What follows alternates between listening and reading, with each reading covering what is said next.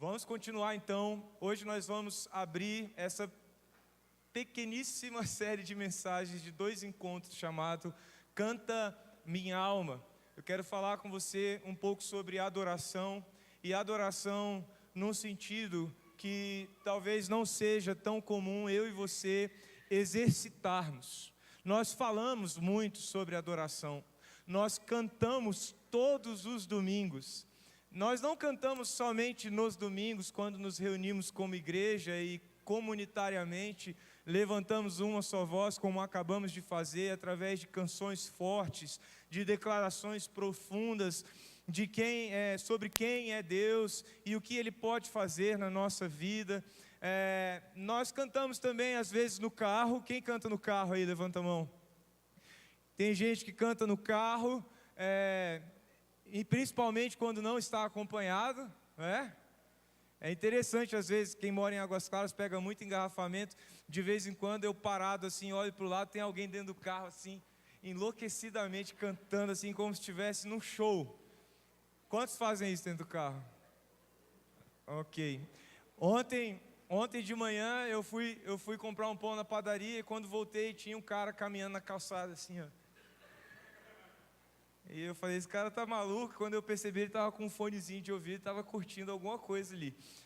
Às vezes a gente canta assim, tem os que cantam no chuveiro. Quem canta no chuveiro aí? Ok. Tem os adoradores de chuveiro. A música faz parte da nossa expressão de adoração. E isso não é somente no tempo em que vivemos. Isso não é uma característica contemporânea, não é uma característica da igreja de hoje. A música faz parte mesmo da expressão de adoração desde os primórdios. Quando a gente lê os salmos, a gente não tem acesso às melodias e harmonias que foram feitas, mas muitos salmos são literalmente canções que eram cantadas tanto nas meditações, nos momentos a sós que Davi escreveu e tocava sua harpa e cantava e louvava ao Senhor, como também essas canções passaram a fazer parte da musicografia do povo de Deus, e o povo cantava em suas peregrinações, cantava em seus grandes encontros, em adoração a Deus. Desde muito cedo, a música faz parte da nossa expressão e faz parte importante da nossa expressão de adoração. E nós queremos falar durante esse domingo e o próximo sobre essa adoração, que vem através da música, mas nós não vamos ficar aqui cantando o tempo inteiro.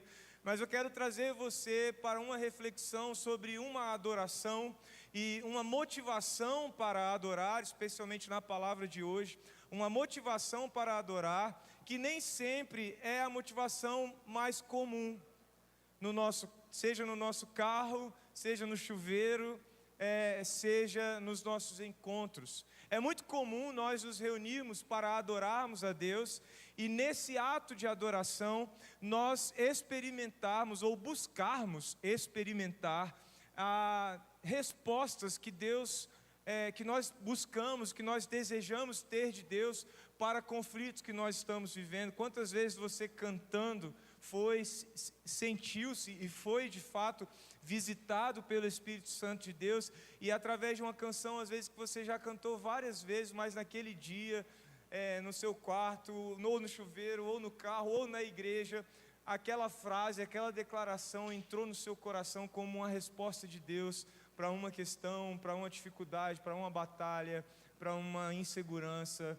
para um desânimo que você está enfrentando. É muito comum nós nos dirigirmos a Deus em oração, em adoração, dirigirmos a Deus em adoração, mas com demandas no coração, com um anseio, uma busca, um desejo pelo agir de Deus, pela resposta de Deus, pela bênção de Deus, por um encontro com Deus. É natural que a gente faça do tempo de adoração um tempo em que nós ainda estamos saciando algo em nós.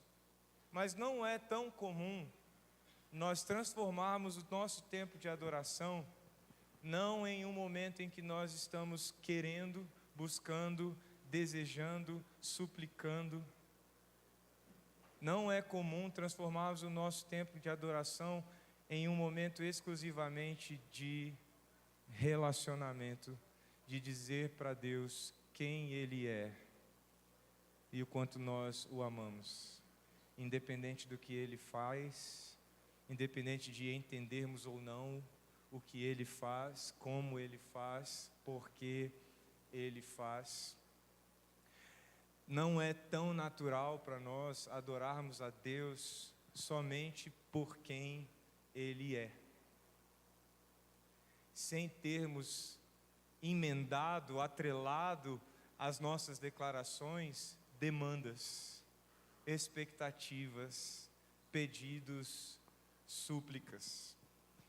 Meu desejo nesses 2 domingos que nós vamos falar um pouco sobre adoração é fortalecer a importância de nós adorarmos a Deus por contemplação, adorarmos a Deus por deslumbramento.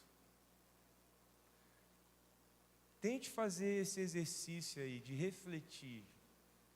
Quando foi que você levantou sua voz, seja em oração ou em canção, com um coração somente deslumbrado com a beleza de Deus,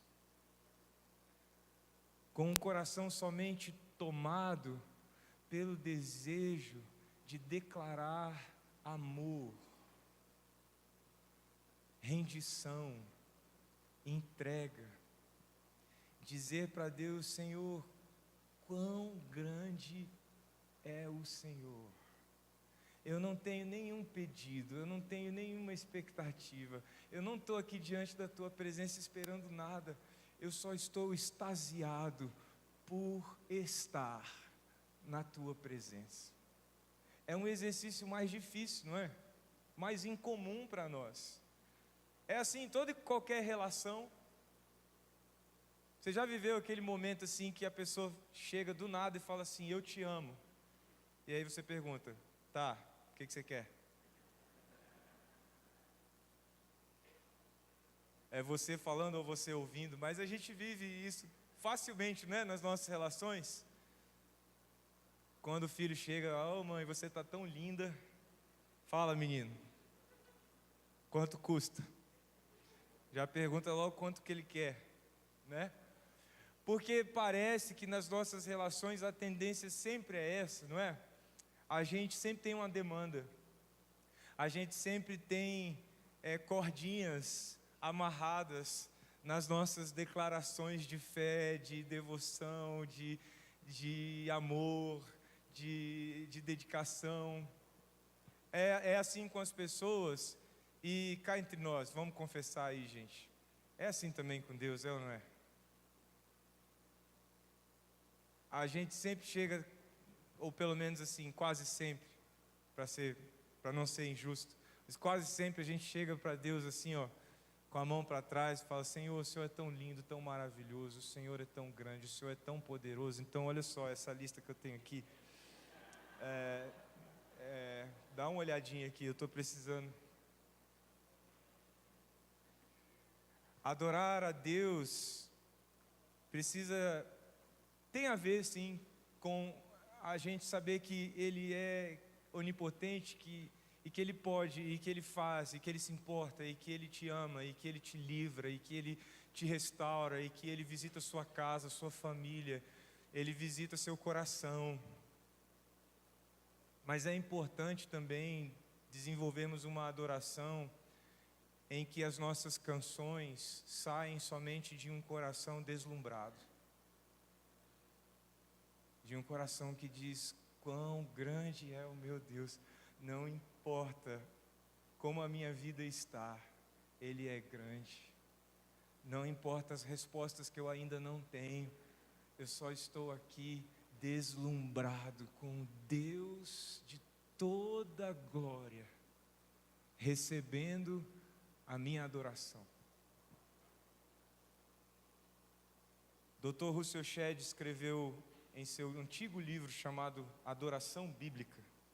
Ele diz: adorar a Deus significa reconhecer a sua soberania e grandeza, rendendo-se completamente à sua vontade. Para nós aqui na Igreja Batista Alicerce, adoração e rendição andam juntos. Para nós, adoração é um pilar da igreja. E rendição é uma estação do discipulado.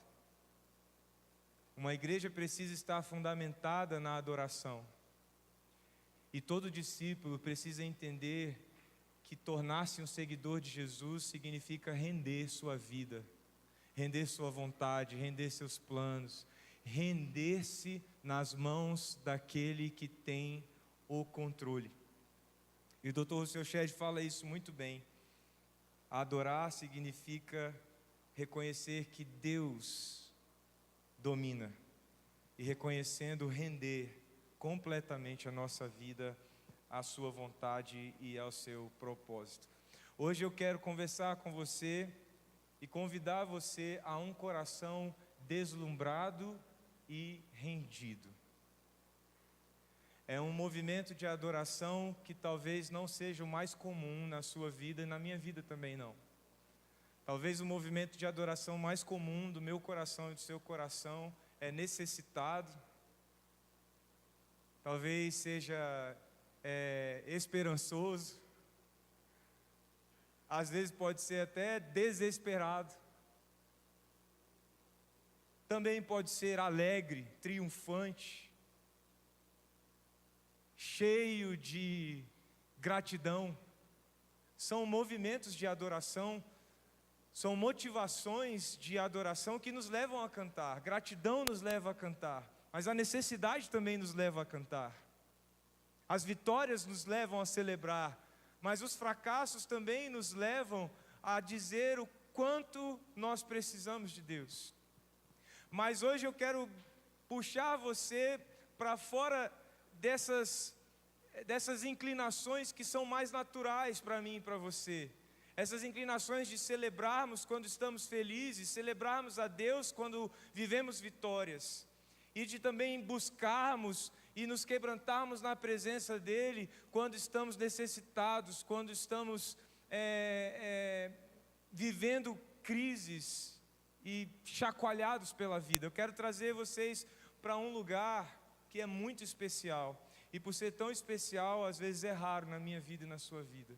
Que é o lugar onde nós somos movidos exclusivamente pela beleza de Deus, pela grandeza de Deus. Onde nosso canto, nossas declarações não vêm mais das coisas que vivemos, mas vêm somente de quem Ele é diante de nós. Abra a sua Bíblia em Romanos. Romanos capítulo 11. Romanos capítulo 11, versos 33 a 36. 4 versos somente. Deixe sua Bíblia aberta aí. Se você não tiver Bíblia, o texto virá aqui para o telão e você vai poder acompanhar. O que você está vendo, esses 4 versos da carta que o apóstolo Paulo escreveu aos Romanos, é uma das doxologias do apóstolo Paulo. Palavra difícil, né? Doxologia. A logia é palavra, ou alguns traduzem como conhecimento. Mas logia vem de logos, palavra. E doxo é glória.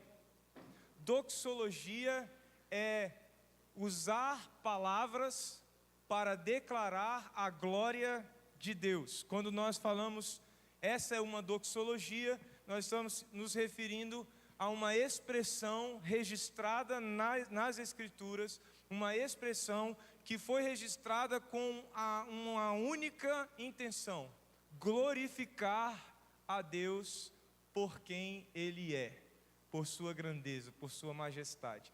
E é interessante que essa declaração em 4 versos que está em Romanos, ela está encravada no meio de uma peça teológica. A carta aos Romanos é uma das cartas mais complexas para a leitura bíblica do Novo Testamento. Nela estão inseridos os conceitos mais difíceis e profundos teológicos para entendermos doutrinas como a soberania de Deus, a salvação, o plano redentivo de Deus através de Jesus Cristo, justificação, regeneração,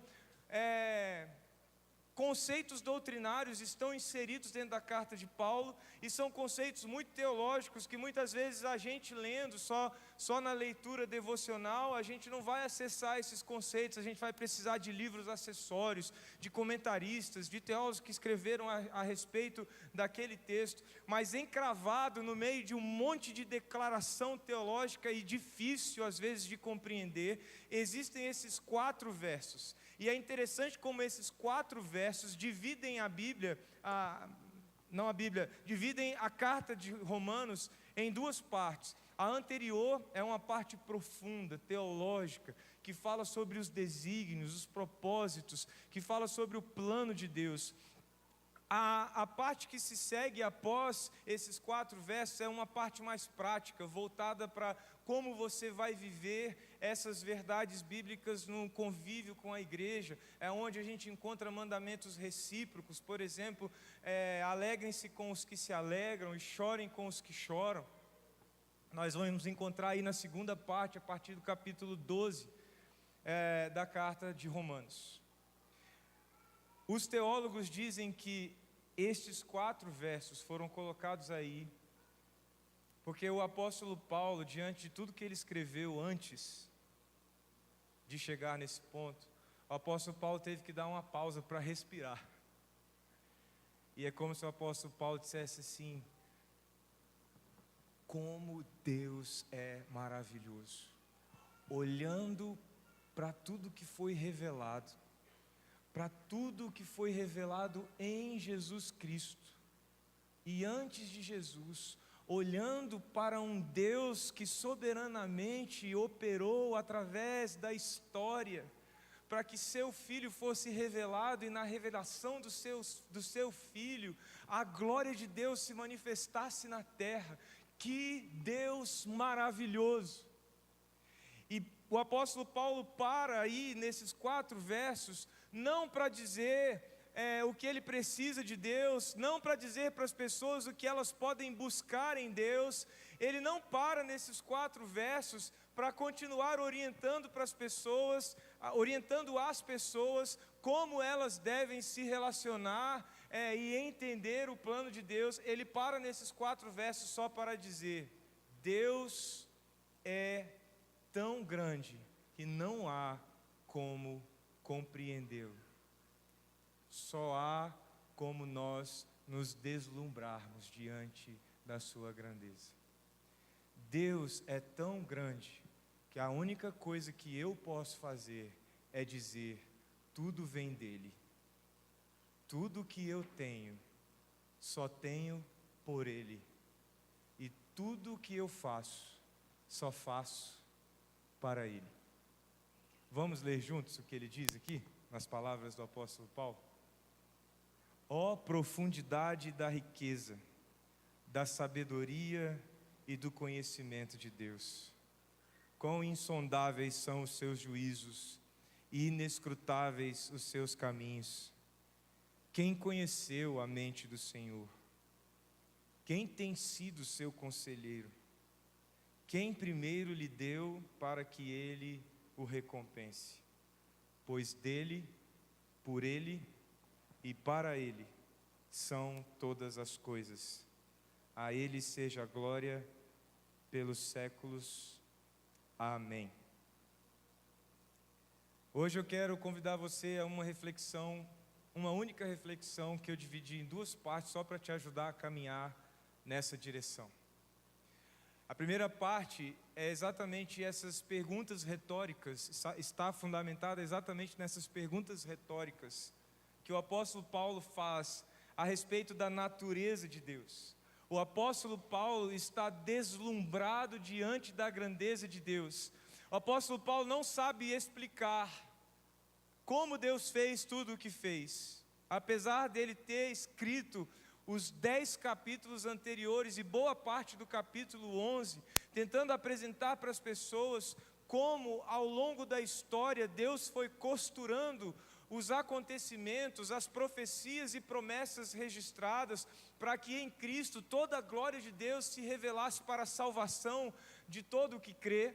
Apesar dele ter se dedicado como um homem conhecedor das Escrituras e uma mente brilhante, e através também das experiências que ele mesmo tinha vivido, experiências sobrenaturais e extraordinárias na presença de Jesus Cristo, apesar de ter se dedicado a tudo isso, a conclusão do apóstolo Paulo é: eu não entendo, eu não alcanço, eu não consigo explicar, eu só posso me deslumbrar diante de um Deus tão grandioso, tão perfeito, tão majestoso, que tem o controle sobre tudo e sobre todos, um Deus de amor, de graça, de salvação, de redenção.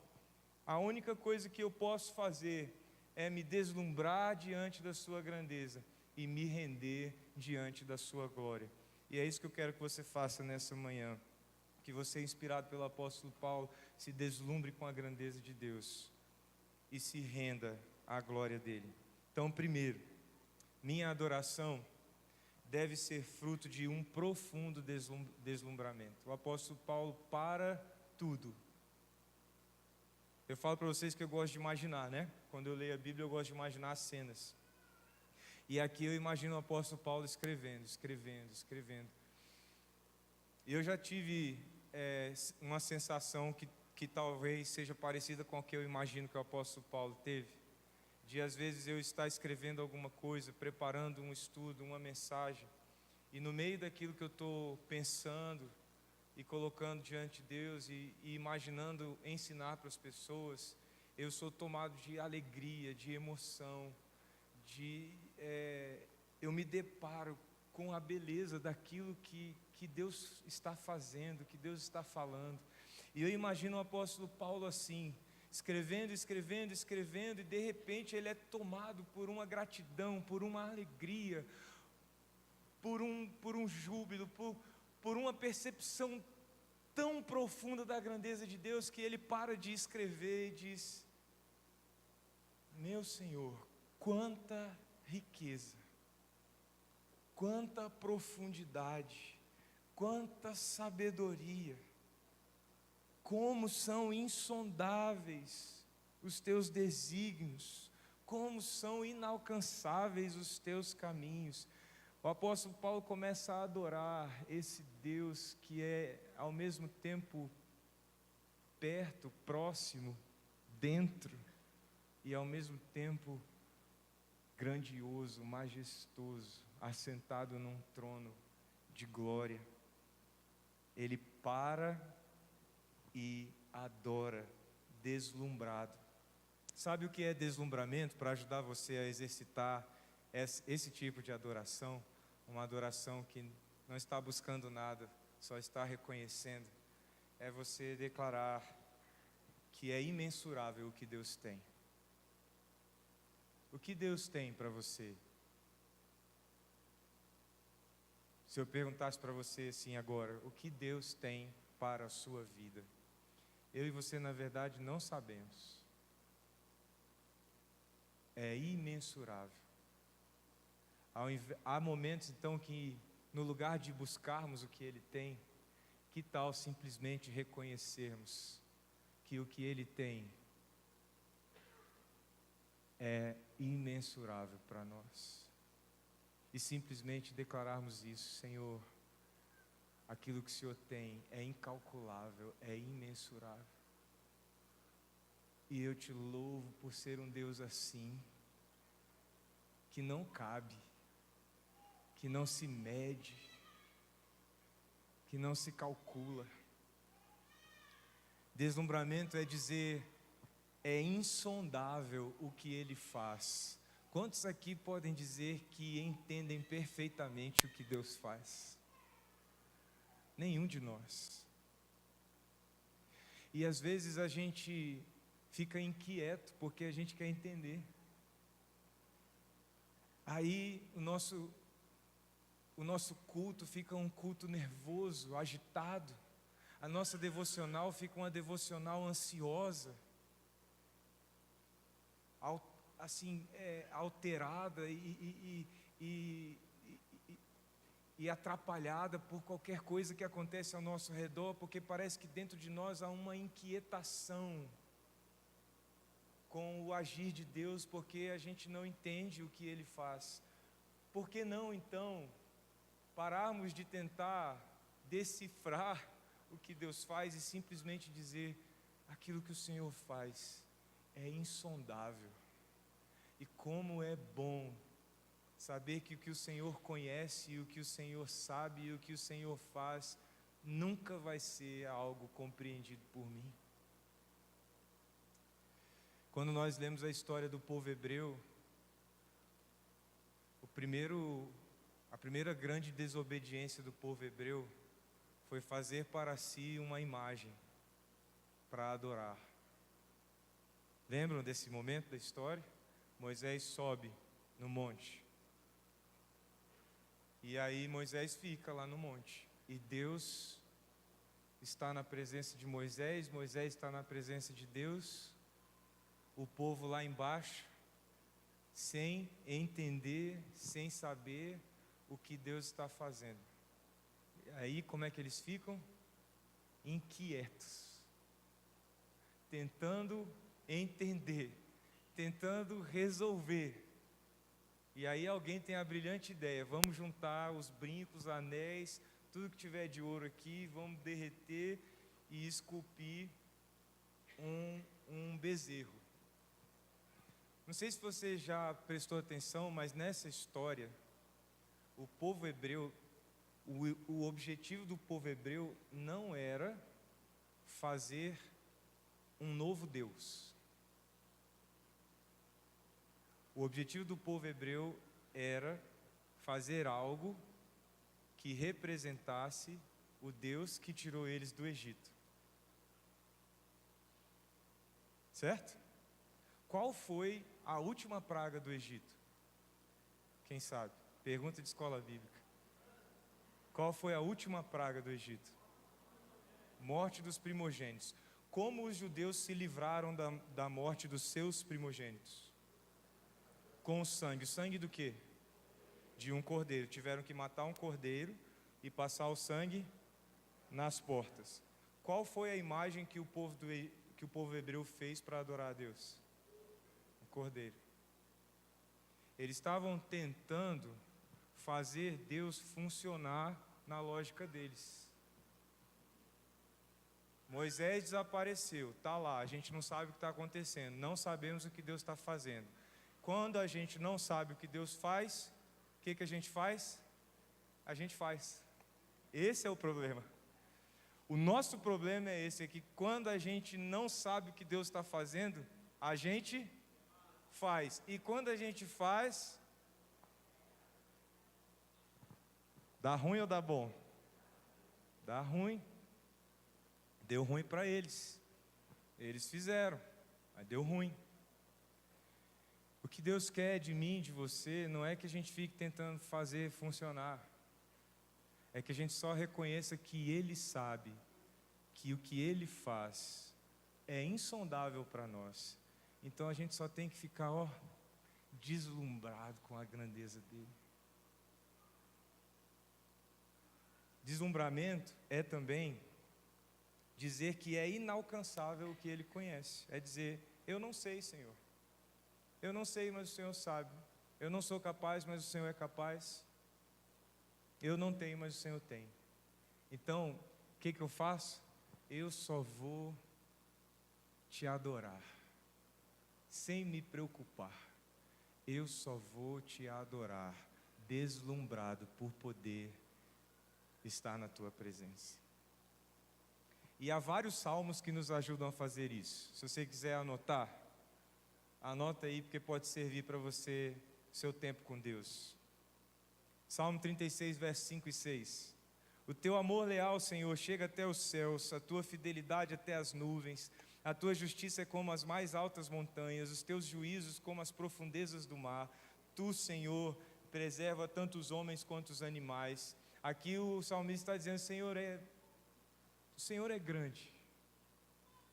Eu olho para tudo ao meu redor e são só referências um pouco mais próximas da Tua grandeza.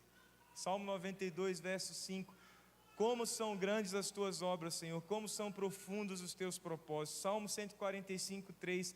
Grande é o Senhor e digno de todo louvor, a Sua grandeza é insondável. Salmo 139, 6. Tal conhecimento é maravilhoso demais para mim, é tão elevado que não posso atingir. Salmo 147, 5. Grande é o nosso Senhor e tremendo é o seu poder, é impossível medir seu entendimento. Então, primeiro, minha adoração deve ser fruto de um profundo deslumbramento. E esse deslumbramento precisa ser algo que me faz reconhecer e render tudo ao Senhor. Falei para vocês que hoje o convite é buscarmos a presença de Deus, adorarmos a Deus deslumbrados e rendidos. O que significa render? Olha o que diz aí o verso 36. Volta lá no verso 36. Muitos sabemos de cor, né, esse verso? Porque dele, por ele e para ele são todas as coisas. Nós temos aí 3 preposições, tá certo? Dele, por ele, então dele, de, por e para. O que significa de? Usar essa... Cadê o pessoal do Enem? Significa... Alguém falou aí? Posse. Muito bem. Quando eu digo dele, significa que a quem eu estou me referindo, essa pessoa tem a posse. Quando eu digo por, meio, é através de, às vezes serve através, às vezes não, por meio de, por, e para, significa o quê? Enem, meu aluno nota 10 do Enem, finalidade, propósito. O que o apóstolo Paulo está falando? Não há nada na minha vida que não pertença a Jesus Cristo. Tudo o que eu vivi vem dele. Tudo o que eu estou vivendo está sustentado e fundamentado nele. E tudo que ainda eu vou experimentar e viver estão voltados para ele. Ele é a minha fonte, ele é o meu alicerce e ele é o meu destino final. Isso é adoração. Para nós aqui na Igreja Batista Alicerce, o que a gente diz no Jornada da Vida que é adoração? Organizar a vida ao redor de Jesus. Isso é adoração. A adoração é organizar a vida com Jesus no centro. Meu trabalho é sobre o quê? Jesus. Minha família é sobre Jesus. Meus sonhos estão rendidos a Jesus. Meus planos estão todos construídos para honrar a Jesus. Ele é o centro da minha vida. Eu organizei minha vida em função de Jesus. Isso é adorar. É transformar Cristo no centro da sua vida. O apóstolo Paulo está dizendo: Senhor, eu estou deslumbrado diante da tua grandeza. E deslumbrado com quem o Senhor é, só há uma postura que eu posso tomar: colocar o Senhor no centro de todas as coisas. O apóstolo Paulo diz: dele, por ele são o quê? Todas as coisas. A palavra grega aqui para todas significa, sabe o quê? Todas. É isso. E o que significa todas?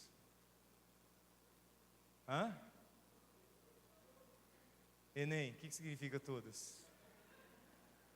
Significa que não sobra nada, é tudo. É tudo.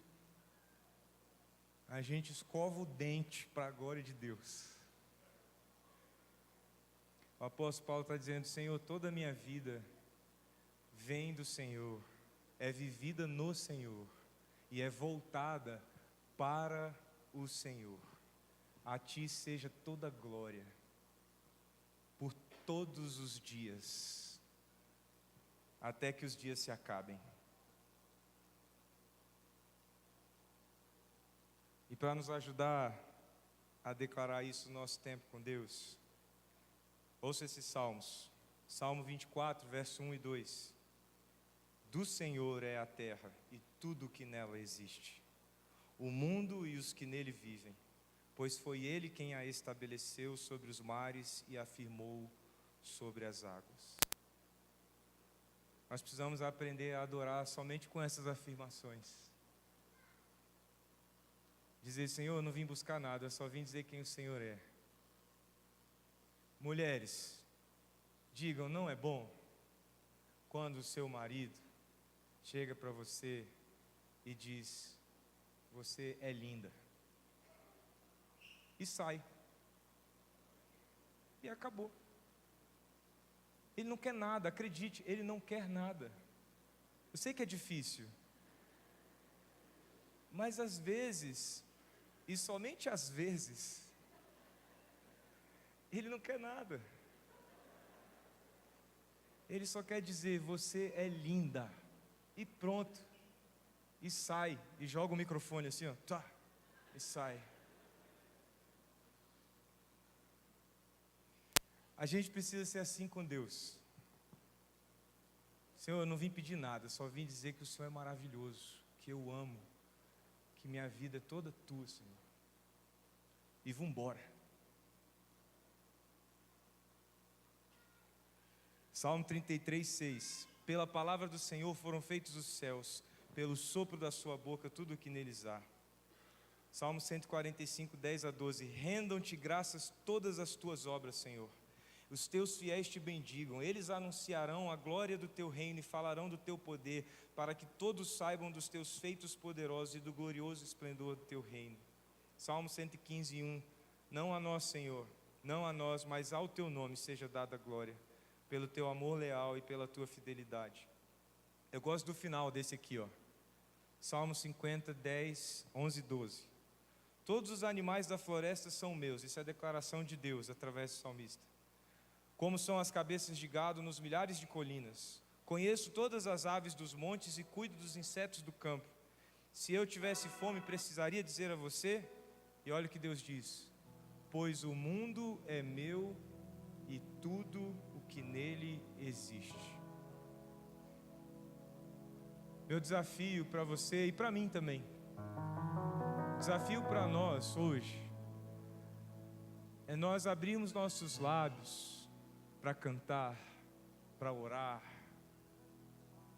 sem nenhuma agenda, sem nenhuma demanda, só deslumbramento e rendição.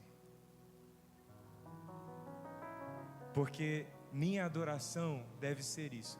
Minha adoração deve ser fruto de um deslumbramento tão profundo que me faça dizer: dele, por ele e para ele são todas as coisas. Feche seus olhos.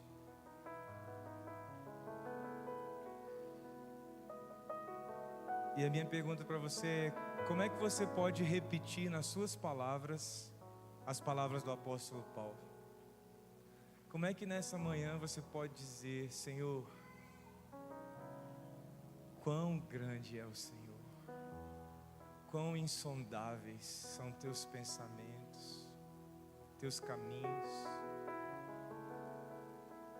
Senhor, diante da tua grandeza, eu só quero uma coisa: me render, dizer eu te amo, minha vida é tua, de ti, por ti e para ti são todas as coisas.